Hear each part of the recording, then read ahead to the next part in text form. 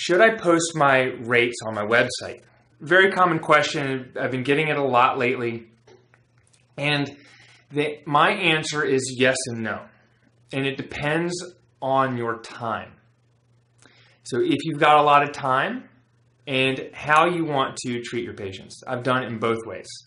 I've done it both ways a lot of different times. So when I started my practice, I didn't want to post my rates because I was like, my rate shouldn't be the defining thing. So I did that for a while, and so this was like 8 years ago, and I'd have people come in and they'd be like, what? You mean you don't take my insurance, et cetera, et cetera? And, you know, it kind of created some issues because I didn't know everything yet. I didn't have all the right questions to ask people in the beginning to do that.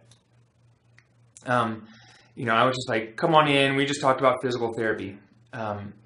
Then I posted my rates. So for a while I had my rates online. It was great because it helped me on the phone and said, okay, how do I talk to this person? So if they had been to my website, they'd seen my rates and they were still calling, you know, they're likely to book. So when you post your rates online, what you're doing though is driving people away who would otherwise give you a call. Now, that's not a bad thing.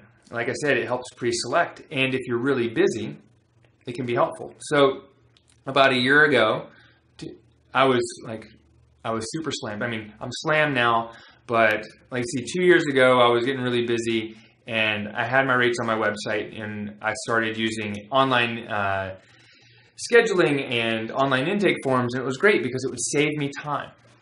Okay, because people who called, I didn't have to spend 20, 30 minutes on the phone with them. And at the end, talk about insurance. And they were like, oh, I just can't do it because I have to use my insurance. And even if I ask questions like, so is using your insurance the number one thing that that's going to help you decide where to go see physical therapy or the quality of care that you will receive and whether we're able to get you back to running a 5K, etc. So having the rates on my website saved me time because I didn't have an assistant. It made it so there was less often that I would spend 20, 30 minutes on the phone with someone and they wouldn't book. But now I don't have my rates on the website because I have more time. I don't have more time. I hired Sarah and she has more time. And so Sarah can spend more time talking to people, asking the right questions, and getting to the conversation about what their problems are, what they want out of therapy, why they want to be there. And then she can talk about the insurance conversation or the payment conversation or the health investment conversation. And people are like, oh yeah, okay, no big deal. Because I'm leveraging my time with an assistant to talk to patients. So that's what it takes. It takes about probably a 20-minute phone call, maybe doing a free discovery type visit, or a free consult, a free telephone consult, a free screen, etc. It takes that to move people from thinking you take their insurance to understanding you don't. It takes probably a 10, 15, 20-minute call or in-person visit. You can do it yourself, or your patients can do it. So I hope you guys get it. There's positives and negatives, and try it. There's no wrong way to do it.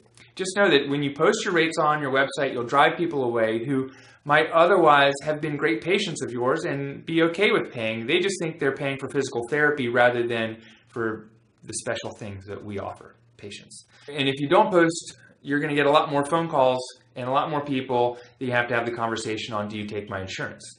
So if you